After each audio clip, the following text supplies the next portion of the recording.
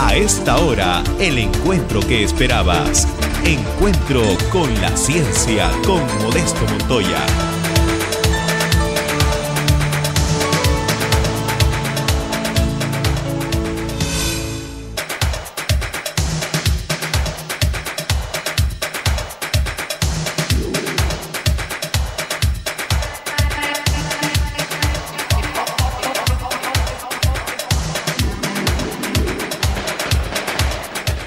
Gracias amigos por estar con nosotros en este encuentro con la ciencia.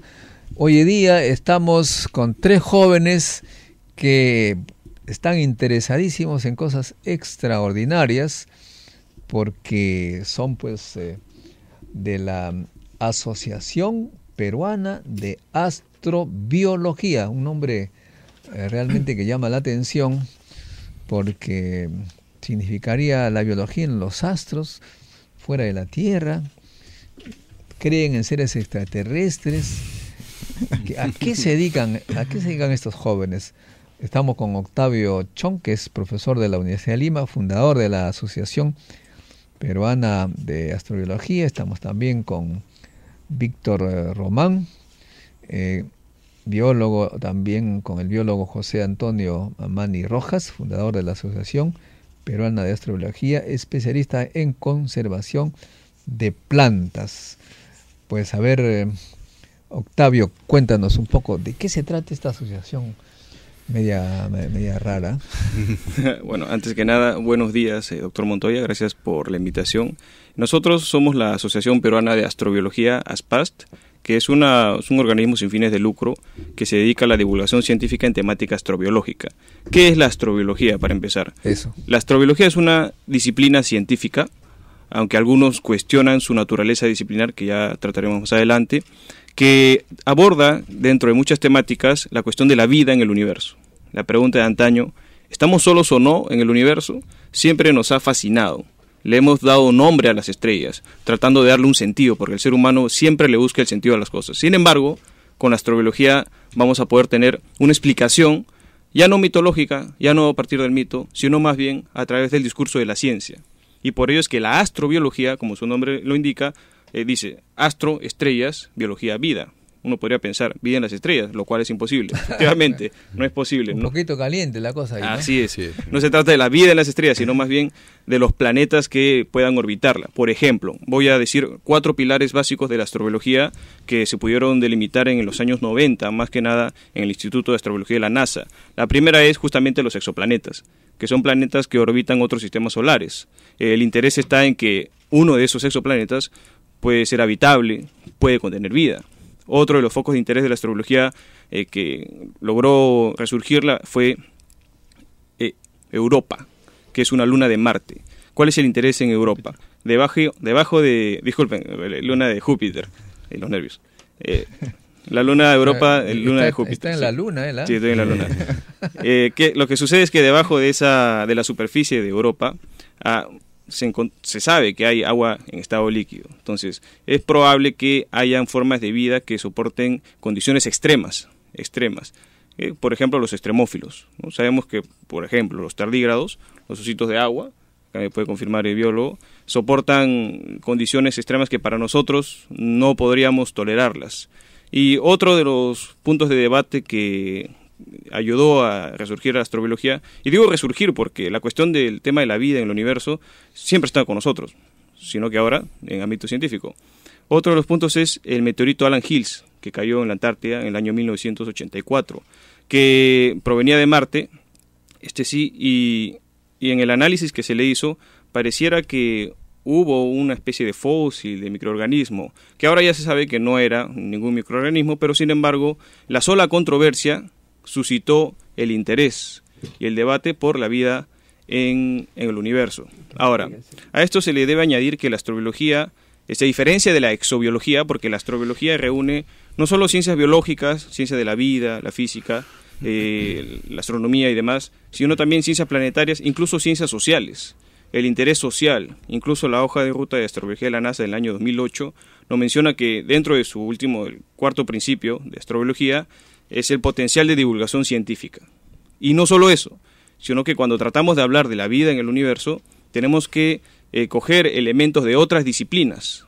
Disciplinas, como ya les comentaba, tenemos biología, física, astronomía, podemos también tener un interés filosófico. Y ellos mismos también, en su hoja de estrategia de la NASA del año pasado, 2015, señalan la importancia de considerar también áreas como las leyes, los abogados, la filosofía, la sociología, el impacto social que podría tener. El propio Carl Sagan lo especuló también, qué pasaría en la sociedad, cuál sería el impacto social, político, a pesar de descubrir un pequeño, minúsculo forma de vida en Marte, por ejemplo, ¿qué impacto tendría? ¿Cuál sería el impacto en la filosofía? Es por ello que la astrobiología se perfila más que como una ciencia multidisciplinar, como una ciencia transdisciplinar, porque el prefijo trans significa a través de.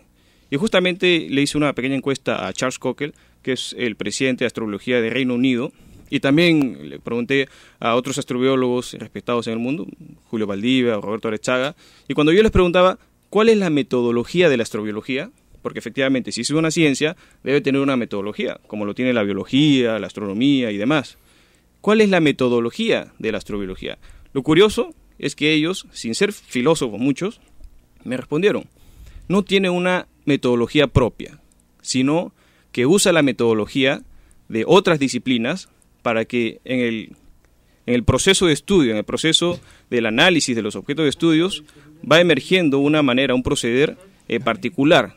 Y esta respuesta justamente coincide con la noción de lo transdisciplinar, que es efectivamente la interconexión, la compenetración del conocimiento y metodologías de todas las disciplinas. Entonces, el potencial científico de la astrobiología es, a su vez, académico, social y educativo, porque justamente nosotros en la Asociación Peruana de Astrobiología, ahora con la Alianza Estratégica de la Universidad de Lima, vamos a colegios a hacer talleres. Ustedes pueden ver en internet que en nuestra Facebook, por ejemplo, tenemos videos educativos, videos de lo que hacemos. Tenemos incluso el último DVD que hicimos, el tercer seminario de astrología en el Perú, fue en la Universidad de Lima, fueron 2 días, tenemos 7 horas de grabación. Este DVD le doy como obsequio. Muchas gracias. ¿Sí? Ahora bien, ahora tenemos también a un biólogo, José Antonio Mamani. ¿Dónde estudió biología? Yo estoy en la Universidad Nacional Mayor de San Marcos. Ya. Así es. Estoy especializado en botánica. Botánica. Ese tema que es bien O sea, ¿usted va a ir para... al Marte con alguna muestra? Bueno, la perspectiva es a plantar papas, ¿no? Como decía, plantas nativas en sí. Pero sí, hay algo cierto en esto, ¿no? Tenemos plantas que son muy resistentes y de hecho que son nacionales, ¿no? Por ejemplo, tenemos plantas como la quinoa, la kiwicha y por sí mismo también la papa como semilla, ¿no? Como semilla botánica. Son plantas que en sí, de por sí en su ámbito natural resisten, ¿no? Resisten a la falta de agua, a las grandes alturas, a la elevada presión, ¿no? Y esto es parte, ¿no? Es insumo para las investigaciones, para el desarrollo de especies vegetales en ámbitos espaciales, ¿no? Y no solamente en otros planetas, sino también en las mismas estaciones espaciales, ¿no? En el cual conformar, por ejemplo, o desarrollar especies vegetales o animales para el sustento diario del tripulante es necesario, ¿no? Así es. Muy bien. Vamos a hacer una pausa, pero antes quería preguntarle a Víctor, muy breve. Víctor Román es periodista científico. ¿Tú eres periodista? Bueno, de carrera soy traductor. Ahorita estoy... ¿Traductor? Sí, soy de la Ricardo Palma. De la Ricardo Palma y está dedicado a la divulgación científica actualmente. ¿Cuál ha sido tu último artículo? Bueno, estoy trabajando en la web Sofimanía. El último artículo no lo tengo exactamente ahorita en la mente. Me parece que es uno del impacto sobre la inteligencia artificial en la sociedad. Muy bien. Entonces regresamos para seguir conversando sobre este tema tan extraño, la astrobiología. Todavía no comprendemos la vida en la Tierra y ustedes ya están fuera. Regresamos, amigos.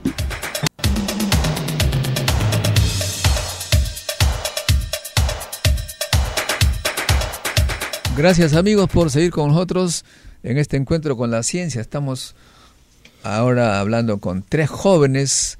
Octavio Chong, presidente o fundador de la Asociación Peruana de Astrobiología, Estamos con el biólogo José Antonio Mamani, también fundador de la misma asociación, y con Víctor Román, traductor dedicado a la divulgación científica.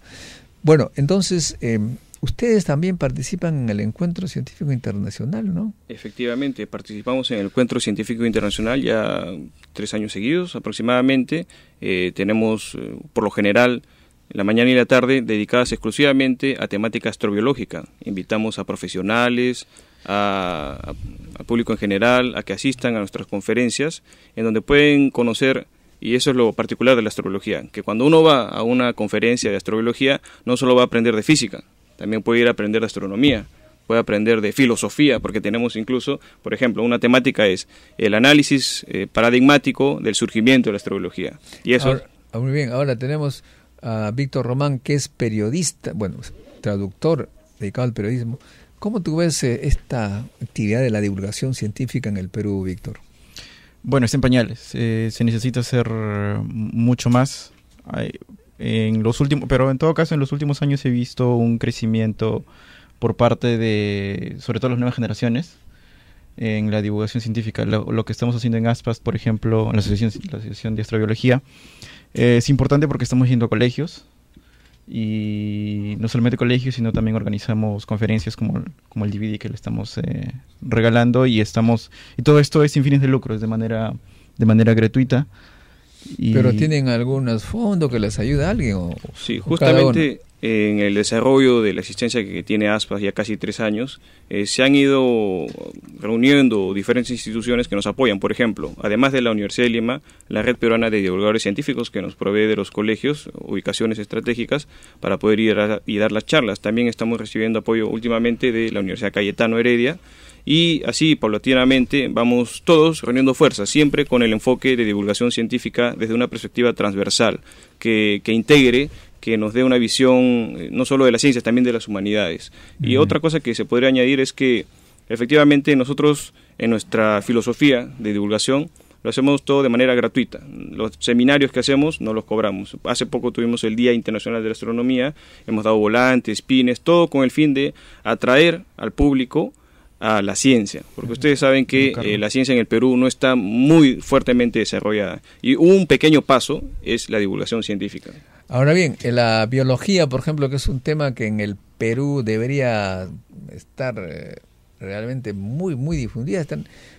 Tenemos lo que se llama la mega biodiversidad, pero da la impresión que en lo que respecta a la investigación no hay tanto. Está muy limitado en realidad, ¿no? O sea, no solamente por lo mismo de lo mismo los estudiantes, de los investigadores, que a veces en vez de investigar acá tenemos una megadiversidad de plantas y animales, pero esto se limita mucho a seguir una línea, ¿no? Por ejemplo, la posibilidad de tener o disponer de medios necesarios, no solamente económicos, sino también de medios de informativos para poder realizar estos proyectos, ¿no? Sí.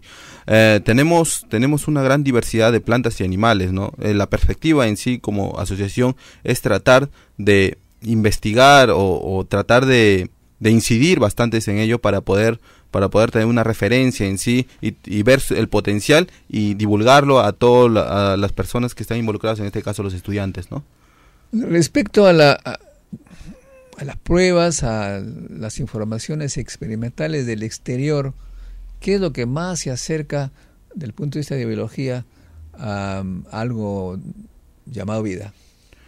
Bueno, ahora la definición de vida se está un poco ampliando, ¿no? Antes inclusive no se le daba una connotación un poco más de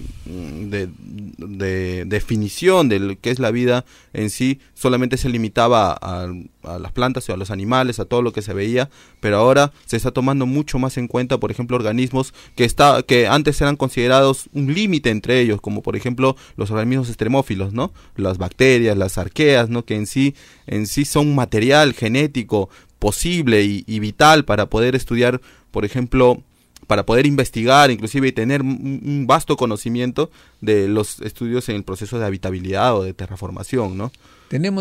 Son semilla. Tenemos en el fondo de los océanos unas unas muestras de vida increíblemente extrañas, extremófilas, que están a temperaturas elevadas, con sustancias tóxicas para nosotros nos matarían en el acto. Exactamente. En sí la Tierra es como un laboratorio, ¿no? O sea, todo la vida en sí trata de poblar inclusive los confines que se consideraban para nosotros negativos, ¿no? O sea, a veces tenemos un pensamiento muy antropocentrista, ¿no? Pensamos de que los organismos tienen que vivir a nuestras posibilidades, ¿no? O sea, si se limita, si aumentas la temperatura o los rayos es mucho, entonces estos organismos deberían morir, ¿no? Pero en sí hay organismos que pueden resistir y mucho más. Por ejemplo, organismos que pueden desarrollarse en zonas donde son tan tóxicas para el ser humano, por ejemplo, conformadas con elementos azufrados o cianuro.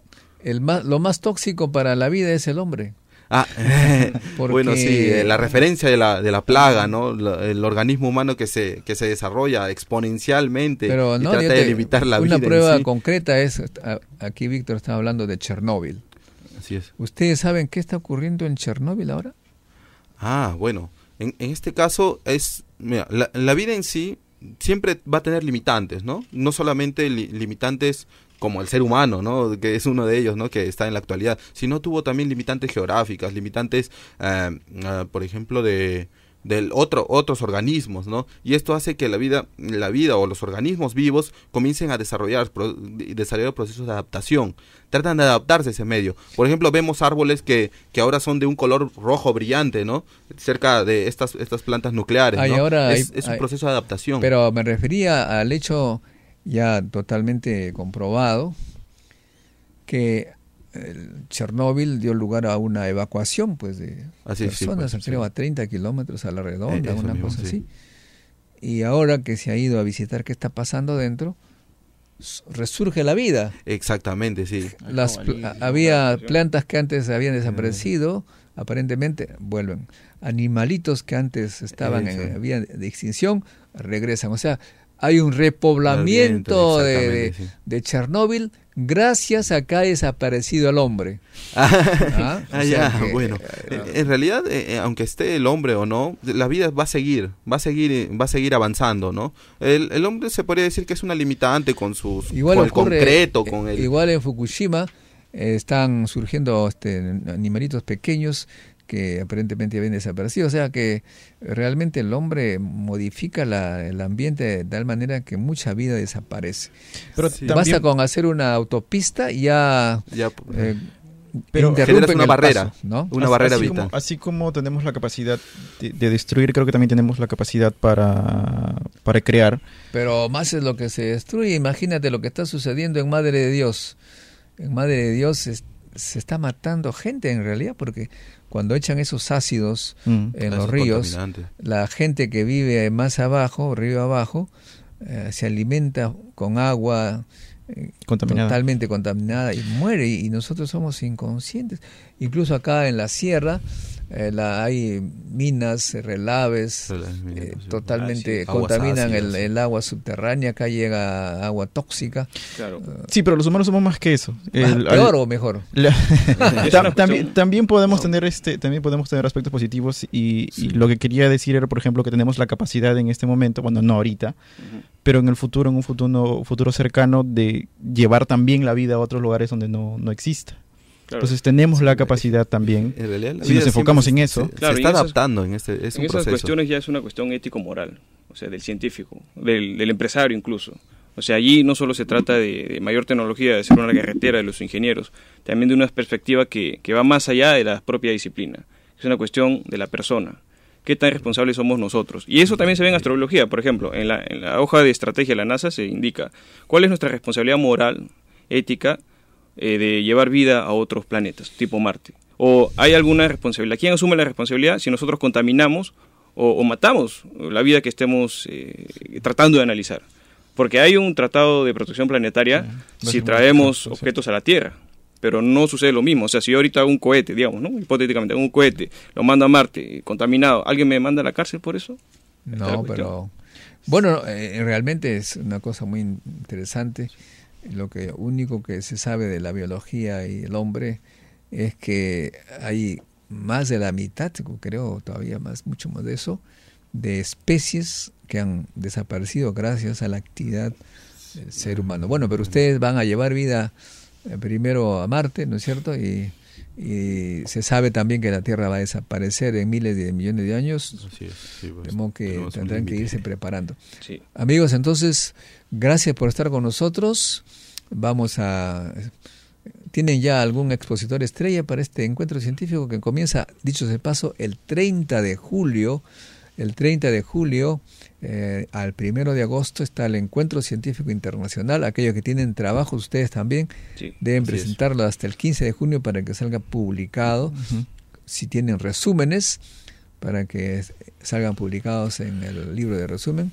Los trabajos son presentados a través del sitio web www.encuentrocientificointernacional.org, encuentrocientificointernacional.org. Y también debo anunciar que esta semana tenemos una gran conferencia que realmente todos deberíamos escuchar porque tiene que ver con nuestro futuro, que es los transgénicos. El doctor Alexander Grobman, que es un experto en este tema, hace ya muchísimos años que trabaja en ello, va a dictar la conferencia Recientes avances sobre los transgénicos y las aplicaciones en el Perú. Va a ser en el Colegio de Ingenieros este miércoles 25 a las 7 de la noche. El Colegio de Ingenieros está en avenida 4947.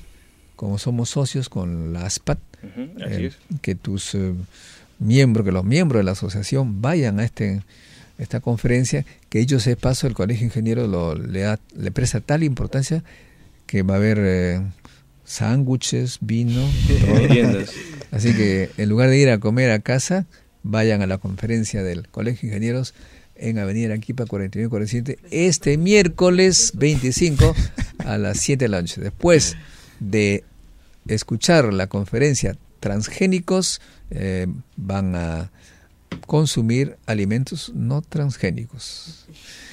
Y también, por supuesto, debo señalarles que el día jueves 26 estará el doctor Benjamín Martigorena en la Facultad de Ciencia de la UNI. Él ha sido presidente del CONCITEC y él actualmente es director o responsable de la internacionalización de las ciencias, y va a estar en la Facultad de Ciencias el jueves a las 2 de la tarde, jueves 2 de la tarde en la Facultad de Ciencias de la UNI. Y para terminar también estará Vera Order de Francia en el CETIC el viernes a las 5, hablándonos sobre cómo se debe hacer una tesis, cuáles son las dificultades y cómo debe sustentarse con éxito. Bueno, amigos, muchas gracias, se terminó. Muchas gracias a usted, profesor. Y esperemos pues que sigan en ese camino y no se olviden de pasar la voz para que no se desperdicien los alimentos no transgénicos este miércoles a las 7. Los espero. Amigos, con nosotros también debo decirles antes de terminar que todos los sábados de 9 a 1, primero de 9 a 11 o de 11 a 1, pueden llevar a sus niños al Colegio Ingeniero del Perú, a nuestro semillero científico que organiza el CEPRESIT, niños que en el futuro tendrán una vida extraordinaria porque estamos en el siglo de la ciencia y la tecnología. Gracias, amigos, se fue el tiempo. Hasta el próximo encuentro. El viernes es en el CETIC. Viernes a las 5 en el CETIC, la conferencia de cómo hacer tesis.